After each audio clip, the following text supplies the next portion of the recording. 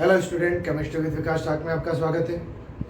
आज का हमारा टॉपिक रहेगा कि जो भी हमने बीसीसी, एफसीसी या सरल प्रकार की एकक कोशिका की संकुलन क्षमता ज्ञात की है, उसके अंदर हमें दो तरह के सूत्र भी प्राप्त हुए थे। एक तो कोर लंबाई का सूत्र प्राप्त हुआ था और उसी से हम परमाणु त्रिज्या आर का भी सूत्र प्राप्त कर रहे थे। ठीक है, तो आज इनके सूत्रों के बारे में जानेंगे और उनसे बनने वाले इंपॉर्टेंट क्वेश्चन के बारे में भी बात करेंगे। तो देखिए, हमने क्रिस्टल जालक जो पढ़े थे, जिनकी संकुलन क्षमता हमने ज्ञात की थी, वो कौन कौन से थे? सरल घनीय, बीसीसी, एफसीसी। ठीक है, अब देखो सिरे की लंबाई, जिसे हम कोर लंबाई भी कहते हैं, जिसे हम ए से दर्शाते हैं। आप लोग को याद हो या पिछले टॉपिक वाले आपने नोट्स देखे हो तो आप लोगों को पता होगा कि हमने जहां पर भी ए का मान ज्ञात हुआ था वहां पे हमने स्पेशली ये बात की थी कि सिरे की लंबाई ज्ञात करने का सूत्र ये होता है। ठीक है, ए से इसे दर्शाते हैं। जैसे सरल घनीय एकक कोशिका थी, उसके अंदर हमें a बराबर 2r प्राप्त हुआ था। क्या प्राप्त हुआ था? 2r। ठीक है, अब देखिए इसी के अकॉर्डिंग हम r त्रिज्या का सूत्र भी ज्ञात कर सकते हैं। कैसे? कि अगर हमें त्रिज्या r ज्ञात करनी है तो हम r को बाहर लेके चले जाते हैं और a को अंदर लेके आ जाते हैं। तो देखिए सूत्र बन जाता है हमारे r बराबर a/2। ठीक है, तो ये हमारे त्रिज्या का सूत्र बन गया। इसी प्रकार से बीसीसी के लिए कोर लंबाई हमारे क्या प्राप्त हुई थी? a बराबर 4r/√3। ठीक है, अब अगर हमें त्रिज्या r ज्ञात करनी हो तो हम क्या करेंगे? इस r को बाहर लेके चले जाएंगे और a को अंदर लेके आ जाएंगे। तो ऐसी कंडीशन में क्या होगा कि हमें त्रिज्या का सूत्र r बराबर क्या प्राप्त हो जाएगा? √3a/4। ठीक है, ये हो गया। नेक्स्ट बात एफसीसी या सीसीपी की करें तो इसके अंदर अगर सिरे की लंबाई की बात करें या कोर लंबाई की बात करें तो a बराबर हमें क्या प्राप्त हुआ था? 4r/√2। ठीक है, अब अगर हमें त्रिज्या r ज्ञात करनी है तो हम क्या करेंगे? त्रिज्या r को बाहर लेके चले जाएंगे और a को अंदर ले आएंगे। तो हमारे सूत्र क्या बन जाएगा? r बराबर a/2√2। ठीक है, तो इस तरह से हमें कुछ सूत्र प्राप्त होते हैं जो हमें पता होने चाहिए। अब इन्हीं सूत्रों की सहायता से हम कुछ सवालों को सॉल्व करेंगे। जो एग्जाम में छोटे छोटे सवाल इससे बनते हैं वो पूछे जाते हैं, उन्हीं के अंदर से कुछ सवालों को हम सॉल्व करते हैं। ठीक है, तो इसे मैं मिटा देता हूं और इंपॉर्टेंट जो सवाल है उनकी बात करते हैं। देखिए पहला सवाल है हमारे एल्यूमिनियम एफसीसी संरचना में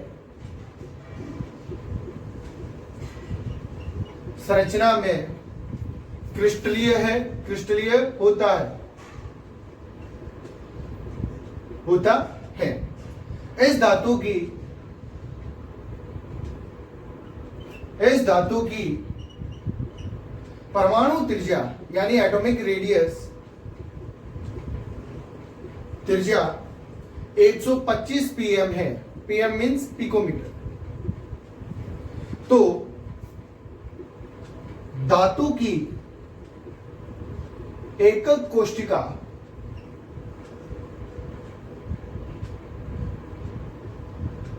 की कोर लंबाई कितनी होगी?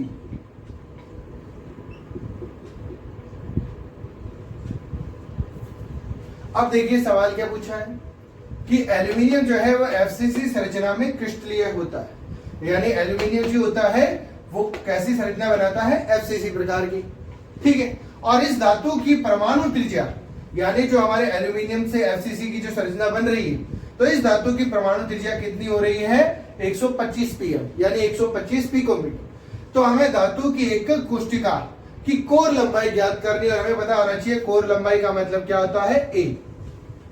ठीक है, तो हमें a ज्ञात करना है। तो पहले हमें ये पता होना चाहिए कि दे क्या रखा है। तो हम कहते हैं परमाणु त्रिज्या दे रखी है।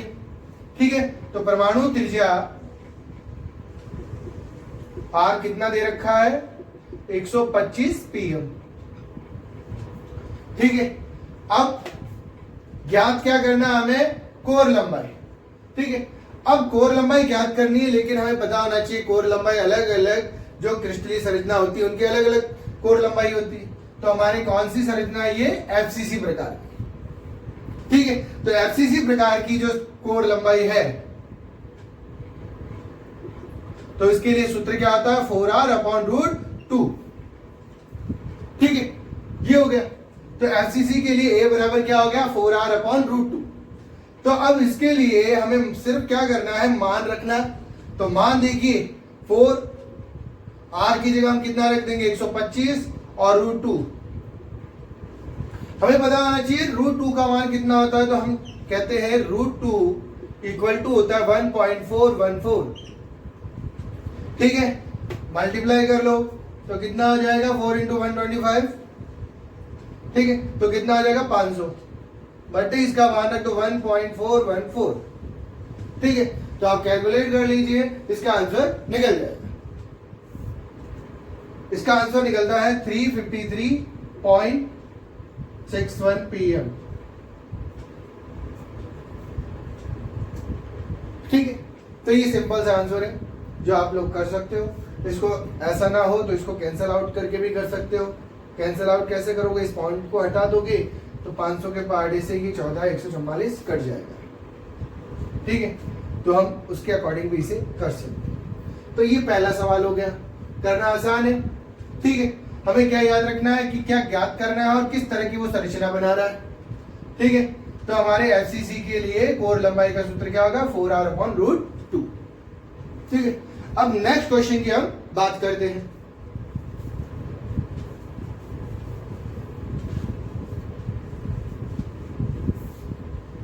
देखिए नेक्स्ट क्वेश्चन जो हमारे है उसमें कहा गया है कि गोल्ड या एयू एफसीसी में क्रिस्टलीकृत होता है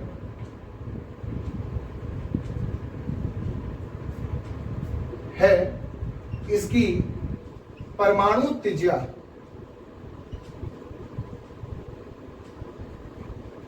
परमाणु त्रिज्या 0.144 nm है। तो कोर लंबाई ज्ञात कीजिए। लंबाई ज्ञात कीजिए।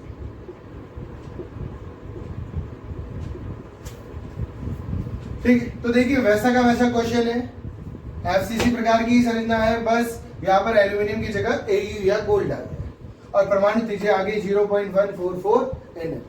वहां पिकोमीटर में थी या एनएम में थी, तो इसमें कंफ्यूज होने की आपको जरूरत नहीं है। एक चीज याद रखिएगा, जो मान परमाणु त्रिज्या का दे रखा होता है, जिसमें जैसे यहाँ एनएम में दे रखा है, तो जो भी हमें आंसर प्राप्त होगा वो भी एनएम में ही प्राप्त होगा, उसे हम चेंज नहीं करेंगे। उसी तरीके से वहां पर पिकोमीटर में प्राप्त हुआ था, तो वहां पर भी हम क्या कर रहे थे, जो मान प्राप्त हो रहा है उसे भी पिकोमीटर में ही लिखेंगे। ठीक है, तो ये सवाल आपको करना पड़ेगा। जैसे पिछले वाला सवाल था वैसा का वैसा ये है, तो आप लोग कर सकते हो। ठीक है, और जैसे ही आपके आंसर आ जाए आप मुझे व्हाट्सएप पे ये आंसर क्लिक करके सेंड करेंगे। ठीक है, नेक्स्ट जो सवाल है वो देखिए, थर्ड, कोई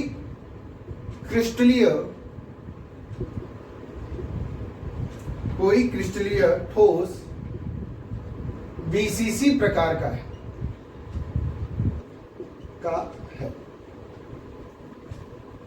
उसकी परमाणु त्रिज्या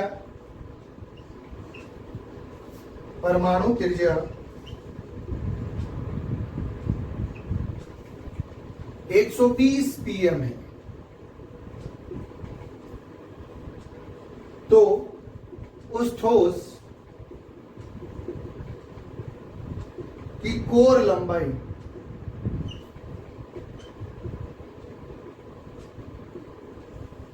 ज्ञात करें, ज्ञात कीजिए।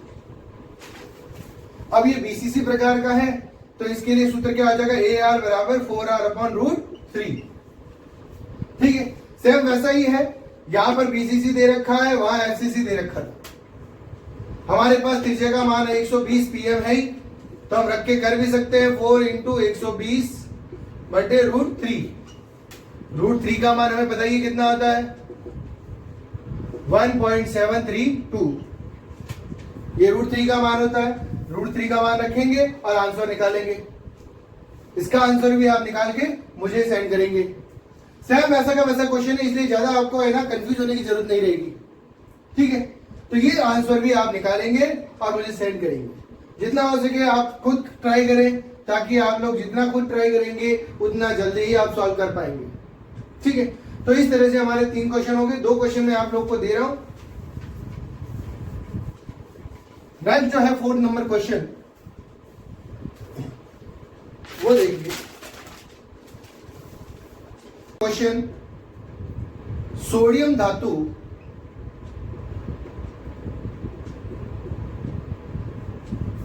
की बीसीसी प्रकार की संरचना है।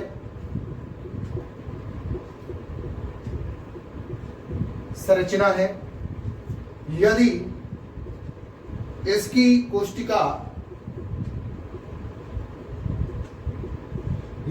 कोष्टिका के किनारे की लंबाई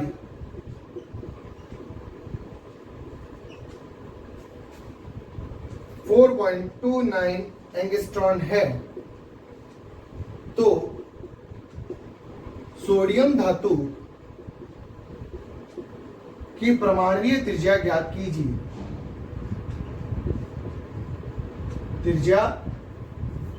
कीजिए। तो देखिए वैसा का वैसा ही सवाल है। यहां सोडियम धातु दे रखा और कैसे प्रकार का है, बीसीसी प्रकार का। ठीक है, और इसमें किनारे की लंबाई यानी ए जो दे रखी है वो 4.29 एंगस्ट्रॉन दे रखी है। तो हमें कोई इसमें दिक्कत होनी नहीं चाहिए, क्योंकि जो भी मान निकलेगा वो हमारे एंगस्ट्रॉन में निकलेगा। तो सोडियम धातु की परमाणु त्रिज्या यहाँ पर हमें ज्ञात करनी। तो परमाणु बीसीसी के लिए परमाणु त्रिज्या का सूत्र लिखेंगे आप, फिर उसके अंदर ए का मान रखेंगे और कैलकुलेट करने पर जो आंसर निकालेंगे वो आंसर किसमें होगा, एंगस्ट्रॉन। ठीक है, तो ये सवाल आपको करना है। और जैसे ही सवाल हो जाता है आप मुझे व्हाट्सएप पे इसे क्लिक करके भेजेंगे। ठीक है, तो इस तरह से ये कुछ इंपॉर्टेंट क्वेश्चन थे, इससे जुड़े हुए इस टाइप के सवाल आते हैं जो आपको पता होने चाहिए। अब कुछ अलग तरह के सवाल करते हैं।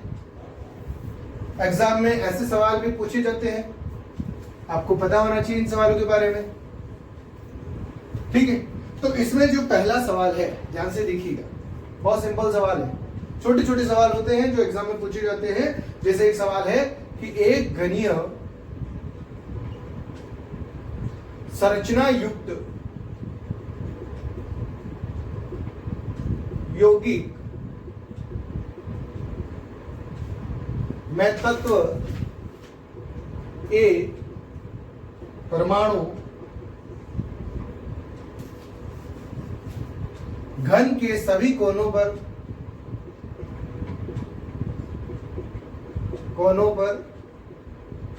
व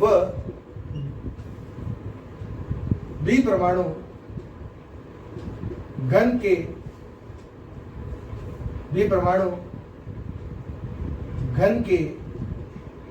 सभी फलकों पर उपस्थित है। तो यौगिक का सूत्र लिखिए।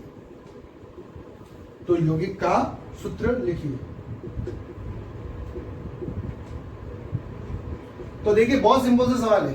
क्या पूछा कि कोई एक घनीय संरचना है, ठीक है, तो उसमें 2 तरह के तत्व है, एक तो ए परमाणु है और दूसरा बी परमाणु है। ए परमाणु कहां पे है, सभी कोनों पर, ठीक है, और बी परमाणु कहां है, घन के सभी फलकों पर। तो देखिए इसका आंसर कैसे निकलेगा। सबसे पहले हमें यह पता होना चाहिए कि कितने कोने होते हैं, तो हम कहते हैं 8 कोने होते हैं। तो ए परमाणु घन के सभी कोनों पर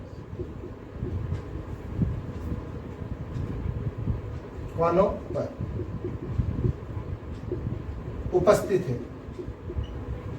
ठीक है। ए परमाणु का उपस्थित है, घन के सभी कोनों पर उपस्थित है, ठीक है। तो इसकी कुल संख्या कितनी हो गई, उपस्थित है। अतः इसके कुल परमाणु की संख्या,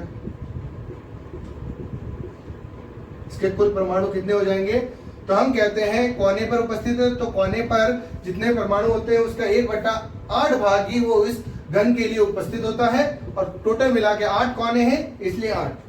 तो 8 से 8 कैंसिल आउट हो जाएंगे, तो 1 रहेगा, ठीक है। हमें पता होना चाहिए, पहले भी इस टाइप के हमने कर रखे। अब दूसरी बात, बी परमाणु जो है वो घन के सभी फलकों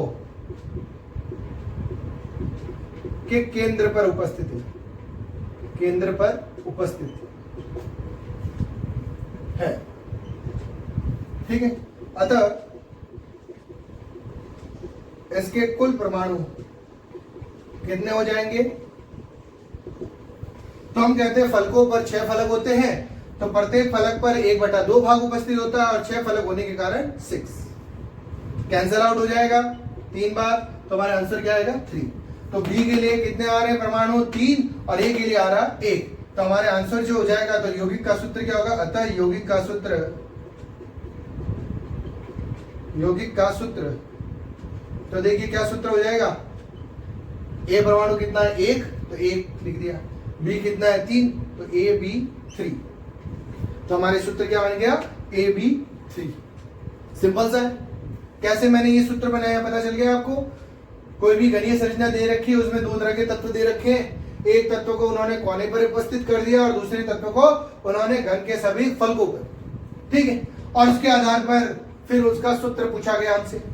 तो हमने क्या, कोनों पर जो उपस्थित है तो उसके तो कुल परमाणु की संख्या 1 होगी, और जो फलक पर उपस्थित है उसके कुल परमाणु की संख्या 3 होगी। तो हम कहते हैं इस अकॉर्डिंग हमारे जो सूत्र बनेगा, ए के लिए तो 1 रहेगा और बी के लिए 3 रहेगा। तो इसलिए यौगिक का सूत्र क्या होगा? A B 3। ठीक है, सिंपल सा सूत्र है, आप कर सकते हैं। नेक्स्ट जो क्वेश्चन है इसी टाइप का है।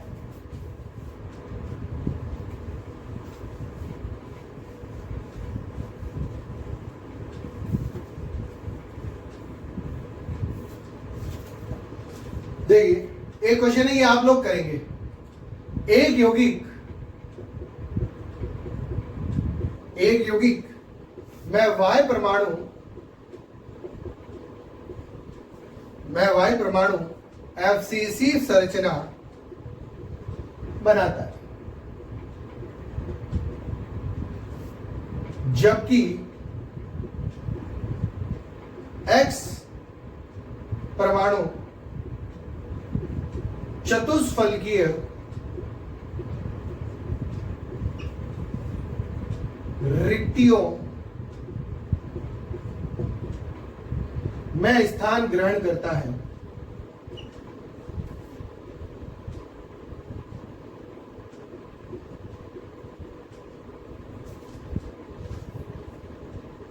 ठीक है, तो यौगिक का सूत्र बताएं।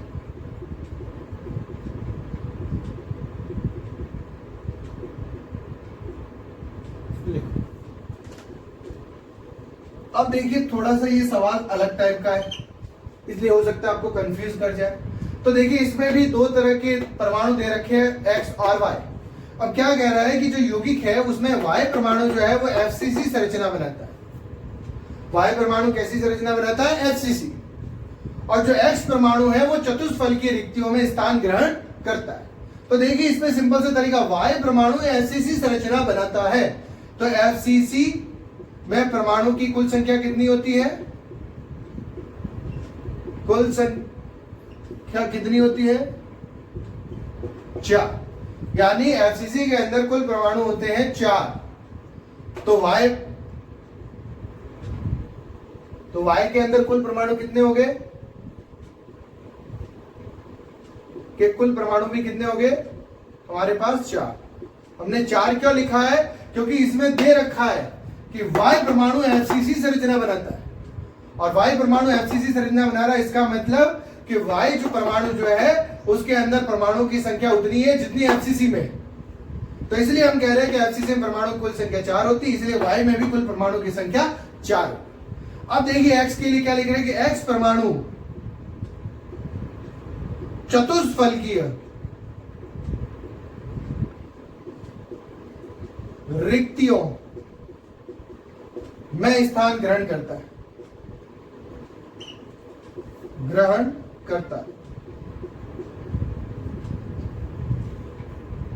ठीक है, तो अब देखिए, अब हमें ज्ञात करना है कि X परमाणु की संख्या कितनी होगी। अब इसमें कहा गया है कि चतुष्फलकीय रिक्तियों में स्थान ग्रहण करता है, और चतुष्फलकीय रिक्तियां कितनी होती हैं? चतुष्फलकीय रिक्तियां कितनी होती है हमारे पास?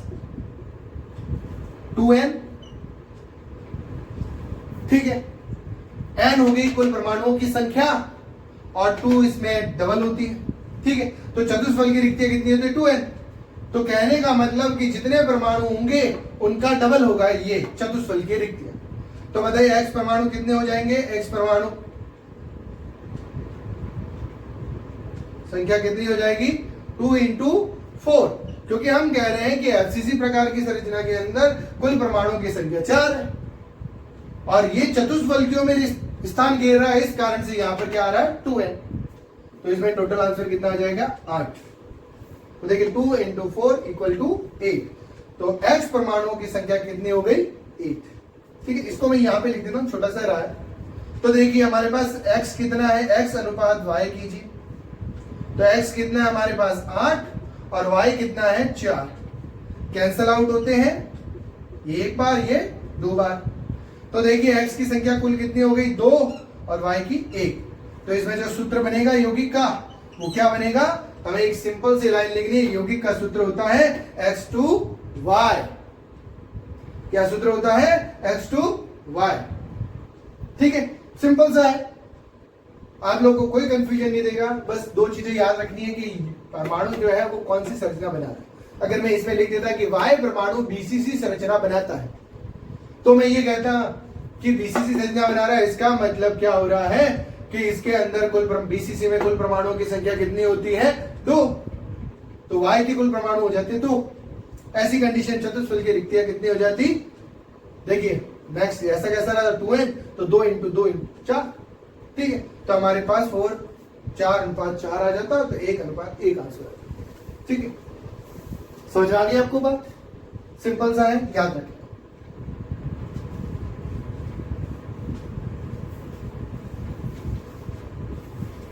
ठीक, इसी सवाल को मैं चेंज कर देता हूं थोड़ा सा।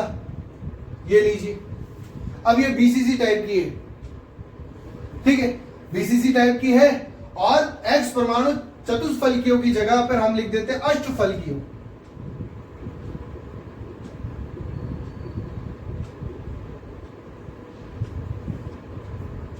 ठीक है, तो अष्टफलकीय रिक्तियों में स्थान ग्रहण करता है। अब यौगिक का सूत्र बताना है आपको कि इसके अंदर यौगिक का सूत्र क्या बनेगा, ठीक है।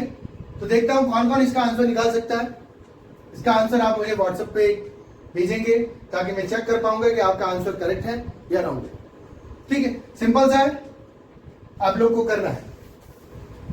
तो इस तरह से हमारे ये कुछ इंपॉर्टेंट क्वेश्चन हो जाते हैं जिन्हें हमें याद रखना था और करना भी जरूरी है, ठीक है। अब इससे जुड़े हुए कुछ और सवाल अगर आपके मन में है तो आप मुझे भेज सकते हैं व्हाट्सएप पे। व्हाट्सएप के जो नंबर है मैं आपको पहले ही बता चुका हूं और उसी के अकॉर्डिंग मैं आप लोगों को कंटिन्यू कुछ सवाल और बताता भी रहूंगा।